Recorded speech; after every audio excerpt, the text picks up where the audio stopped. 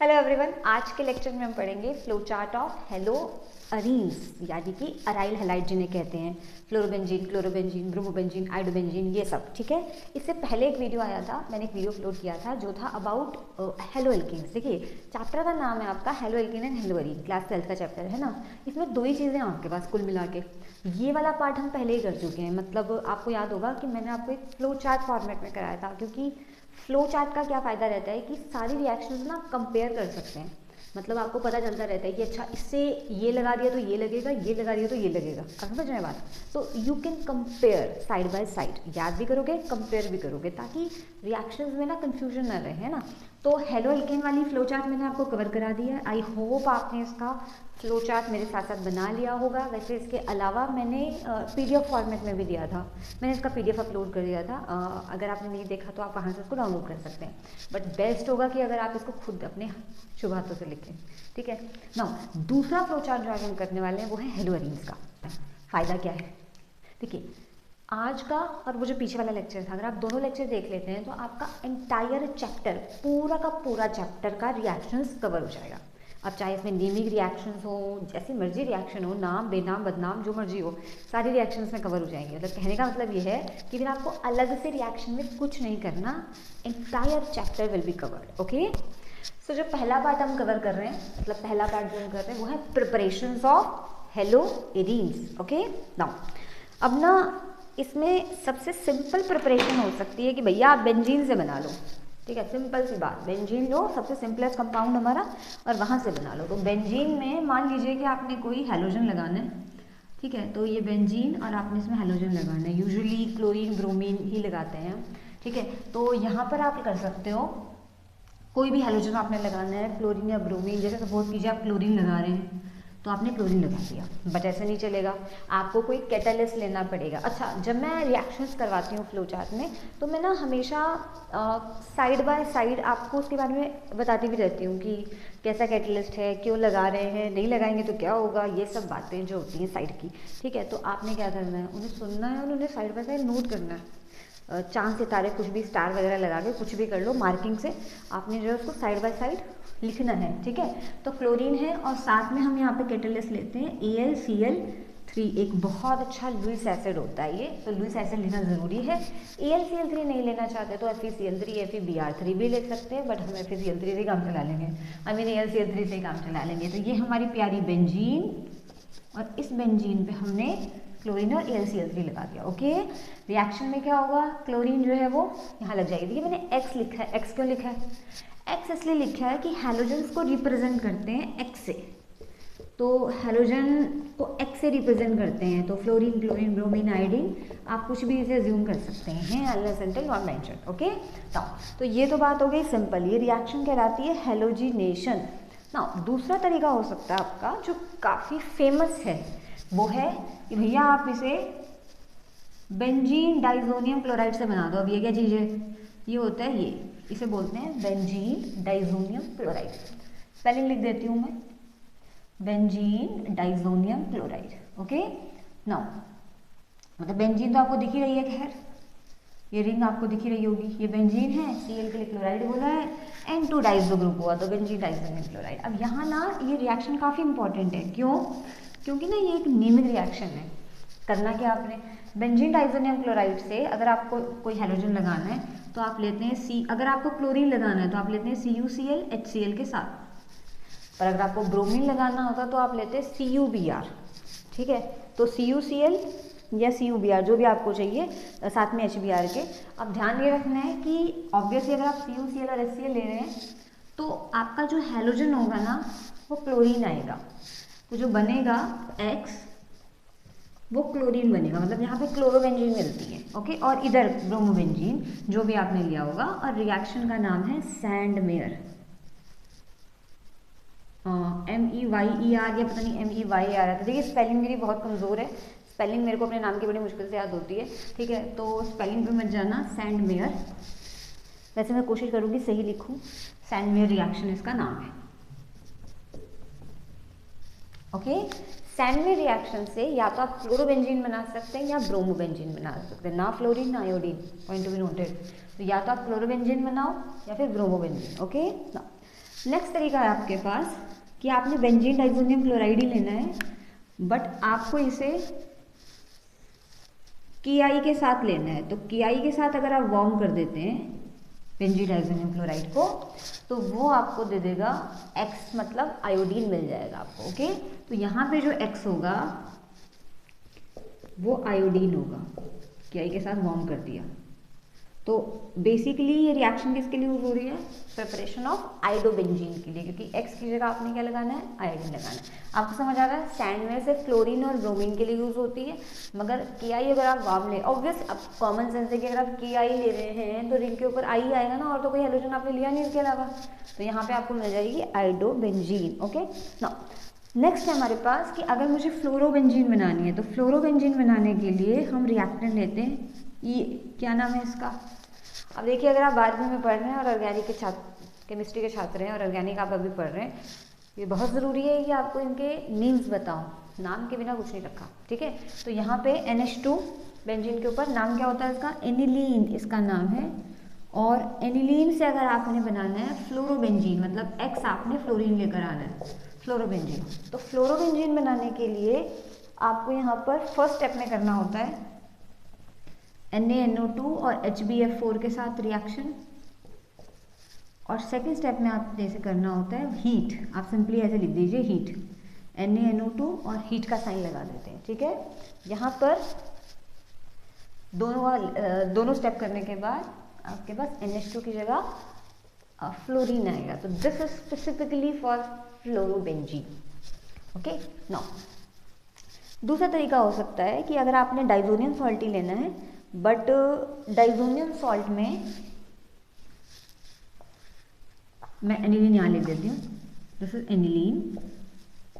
Now again हम diazonium salt ले रहे हैं, यानी कि हमारा प्यारा बेंजीन के ऊपर N2Cl, पर इस बार हम रिएक्शन में CuCl HCl की जगह ले रहे हैं Cu और HCl। बेसिकली आपने यहाँ पे कॉपर का सॉल्ट नहीं लिया, मतलब यहाँ पे आपने CuCl लिया कॉपर का सॉल्ट, पर यहाँ पे आपने खाली कॉपर ली है। तो आप बोलोगे क्या फ़र्क पड़ता है इस बात से, कॉपर का सॉल्ट लोगे कॉपर लो? देखिए फ़र्क नहीं पड़ता है, बनेगा क्लोरोबेंजीन ही, पर नाम में चेंज हो जाएगा। अगर आप कॉपर का सॉल्ट लेते हैं, ओके, Q+ क्लोराइड, तो उस रिएक्शन को सैंडमेयर कह रहे हैं, this is Sandmeyer reaction. But if in case अगर आप खाली कॉपर ले रहे हैं HCl के साथ एंड देन हीट कर रहे हैं, तो रिएक्शन का नाम होगा गेटरमैन। गटर नहीं, गेटर, गेटरमैन रिएक्शन। खाली गेटरमैन है, एक इसके जैसे मिलती जुलती रिएक्शन है जिसको बोलते हैं गेटरमैन कोच, जो बिल्कुल अलग है। गेटरमैन कोच से बेंजीन से बेंजल्डिहाइड बनता है, एंटायरली डिफरेंट थिंग। तो गेटरमैन कोच अलग है, ये खाली गेटरमैन है, ठीक है।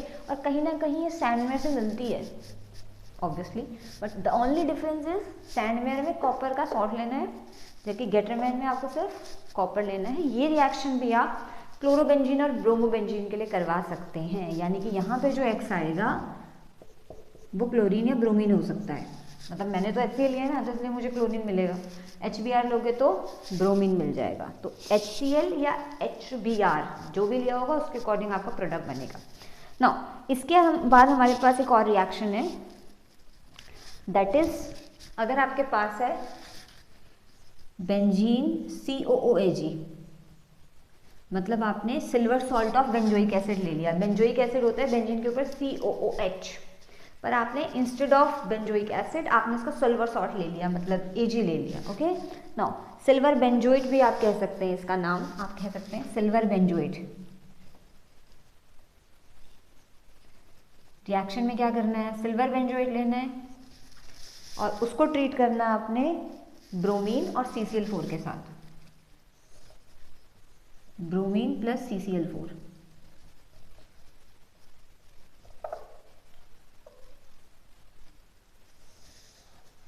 क्या होगा रिएक्शन में? द थिंग इज कि ध्यान से देखना जो मैं आपको बताने वाली हूँ, ये CO2 अलग निकल जाएगा, कार्बन डाइऑक्साइड, ओके, और यहाँ से आपको मिलेगा CO2 अलग निकल गया, एक AgBr के साथ चला जाएगा, बना देगा AgBr। अब ना 2 Br लिए आपने, है ना, एक ब्रोमीन तो आपने सिल्वर के साथ निकाल दिया, एक ब्रोमीन आपने सिल्वर के साथ निकाल दिया, तो अब CO2 आप पहले ही हटा चुके हैं, तो अब बची एक ब्रोमीन। वो एक ब्रोमीन बेंजीन के सेल पे चली जाएगी, यानी कि यहाँ पे आपको X क्या मिलेगा, ब्रोमीन मिलेगा। This is specifically for the bromobenzene, ये मैंने ब्रोमोबेंजीन के लिए बनाई है। नाम क्या है इसका, हुल्सडीगर रिएक्शन इसका नाम है।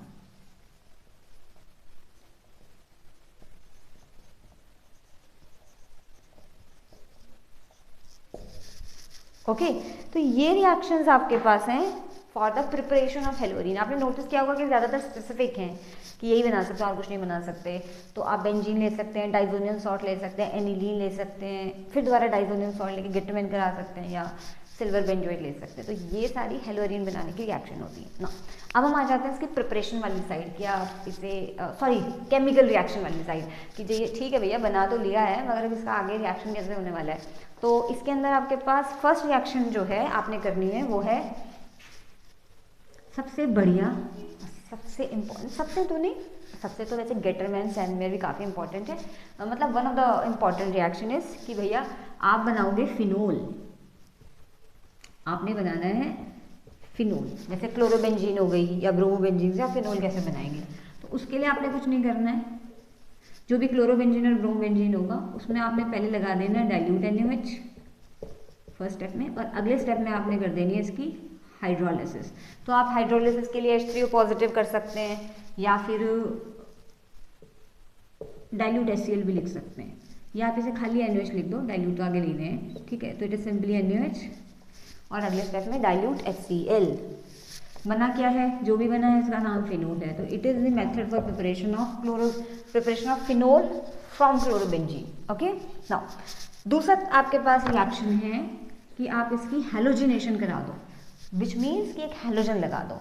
तो हैलोजिनेशन हमेशा वैसे ही होती है, कभी भी रिंग पे हैलोजन लगाना हो, क्या बोला मैंने, कभी भी रिंग पे हैलोजन लगाना हो, कहीं भी लगाना हो, क्लोरीन ब्रोमीन जनरली, तो हमेशा एनहाइड्रस AlCl3 लेना पड़ता है। तो ये एनहाइड्रस होगा, इट इज एनहाइड्रस AlCl3,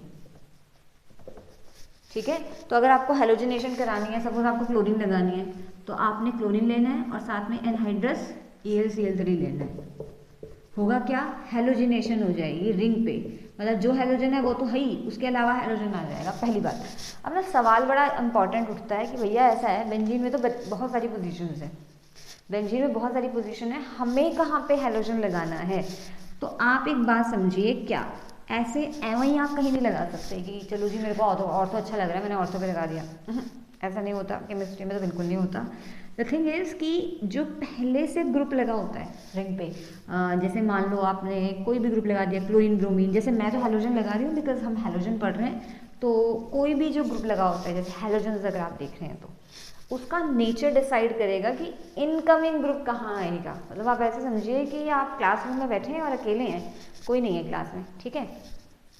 अब एक दूसरा बच्चा आया, तो वो दूसरा बच्चा कहाँ बैठेगा वो नहीं डिसाइड करेगा, आप डिसाइड करेंगे कि आपने उसे कहाँ बैठाना है। आजकल कलयुग है, ऐसा थोड़ी होता है, कौन किसकी सुनता है, ठीक है। पर यहाँ पे ऐसे ही होता है, जो पहले से ग्रुप लगा है वो डिसाइड करेगा कि इनकमिंग ग्रुप को उसे कहाँ बिठाना है। कहाँ बिठाने से मतलब ऑर्थो, मेटा, पैरा, कहाँ बिठाना है, ठीक है। तो भैया ऐसा है, हमारा जो ये हैलोजन है ये इलेक्ट्रॉन डोनेटिंग ग्रुप होता है, it is electron donating group, और सारे इलेक्ट्रॉन डोनेटिंग ग्रुप ऑर्थो और पैरा डायरेक्टिंग है। मतलब नए वाले मेहमान को ऑर्थो और पैरा पे ही बिठाएंगे, ओके। तो नया मेहमान कौन है हमारा, क्लोरीन, ठीक है। तो अब न क्लोरीन कहाँ लगेगा, ऑर्थो और पैरा पे, यानी कि एक बार आपको क्लोरीन ऑर्थो पे मिलेगा और एक बार आपको क्लोरीन पैरा पे मिलेगा। मतलब जो पहले से बैठा है वो डिसाइड करेगा कि नया ग्रुप कहाँ आएगा, ठीक है।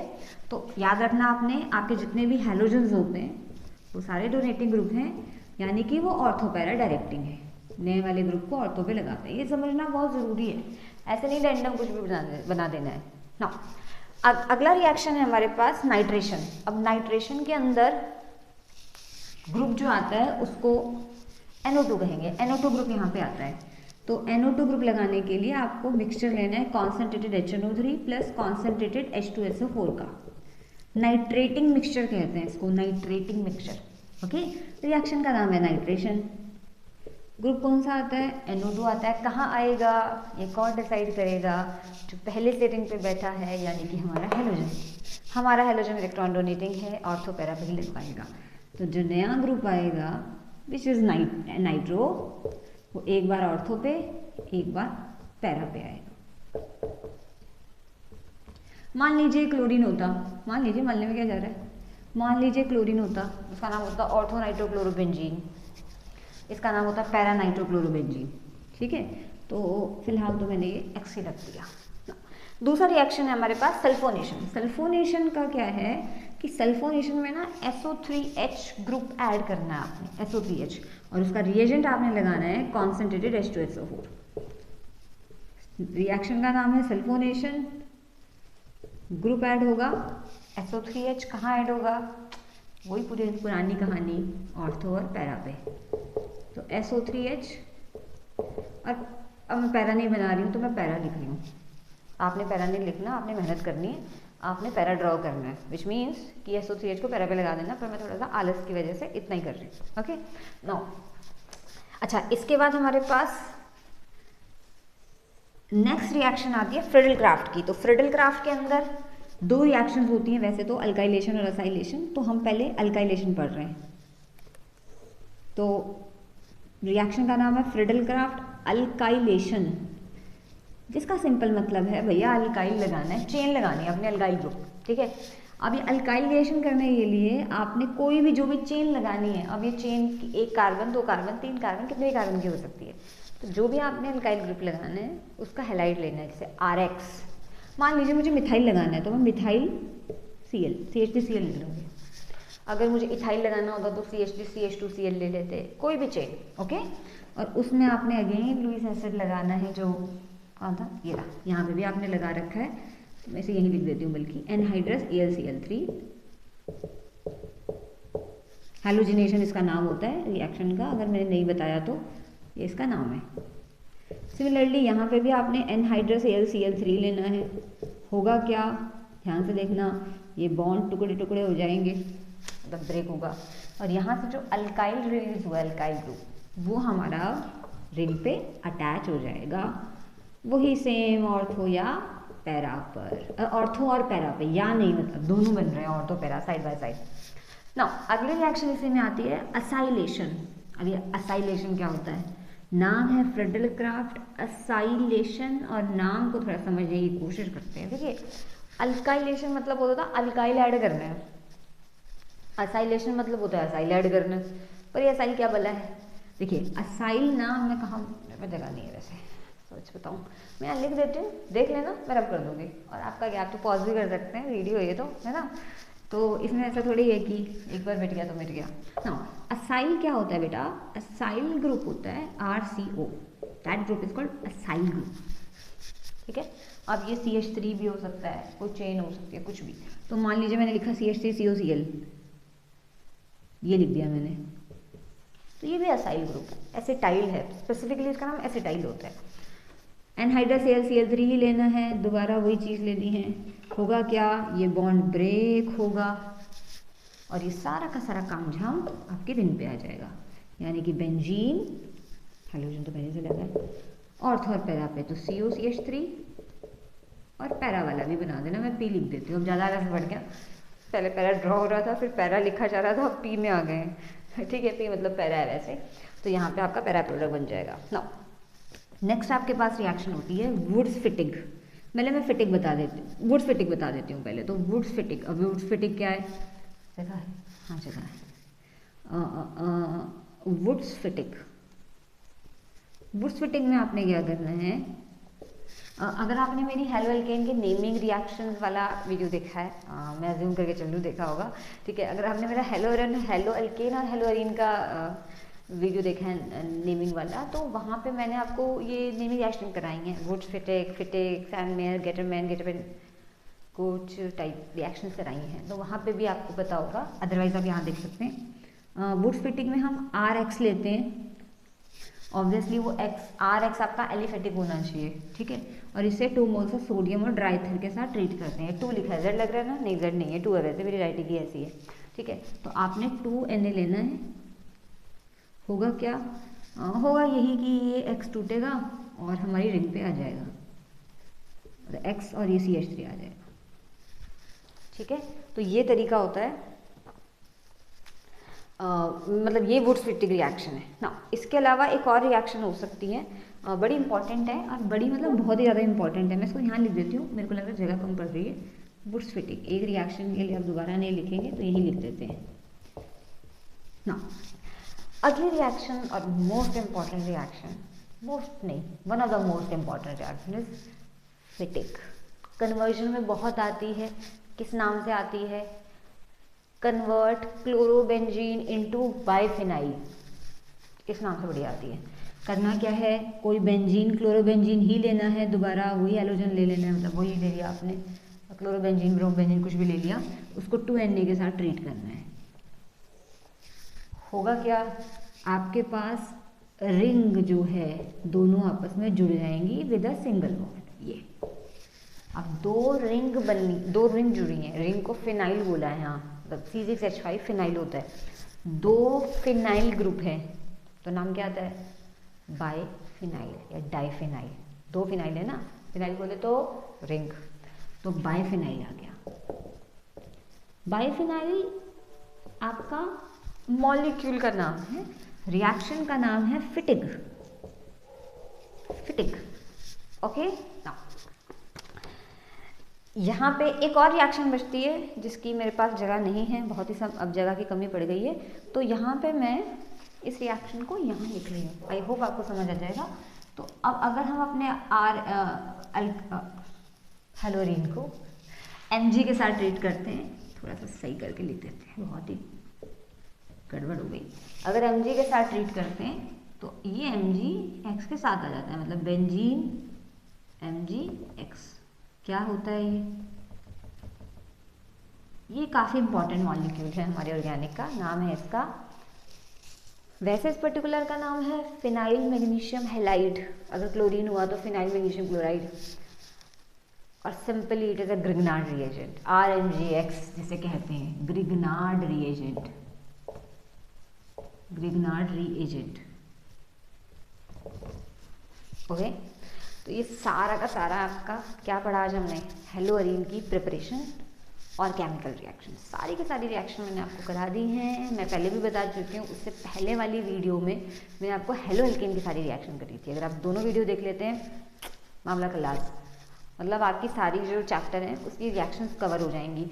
अब आपको चाहे दुनिया वाले इसको कन्वर्जन फॉर्म में दे दें, चाहे आपको इसे फिलिंग दी ब्लैक्स फॉर्म में दे दें, चाहे किसी पैराग्राफ फॉर्म में दे दें, वट आप रिएक्शन कर लेंगे अगर आपको ये याद होंगी तो। आपने करना क्या था, फ्लो चार्ट बनाना था, बट इसके अलावा मैं इसका PDF फॉर्मेट भी डिस्क्रिप्शन बॉक्स के लिंक में ऐड कर दूँगी, इफ़ इन केस आपने नहीं लिखा होगा तो। ठीक है, तो आज की वीडियो यहीं ख़त्म करते हैं। हेलो एल्केन हेलोअरीन चैप्टर ख़त्म हो गया है। अगर आपको आगे का कोई चैप्टर देखना हो तो आप मुझे कमेंट सेक्शन में बता देना, वरना इसके अलावा हम अगला चैप्टर अल्कोहल स्टार्ट कर देंगे। ठीक है, तो चलिए फिर आज इतना ही करते हैं, बहुत बोल दिया, आज से इतना ही ख़त्म करते हैं। साथ साथ पढ़ते रहना, एक बार लिख के दुनिया में किसी को याद नहीं होता है, सबको बार बार पढ़ना पड़ता है। ठीक है, तो रिवाइज करते रहना, रिवाइज करने से रिएक्शन याद होती है, कोई और गुरु मंत्र नहीं है। ठीक है जी, आज यहीं ख़त्म करते हैं। Thank you so much.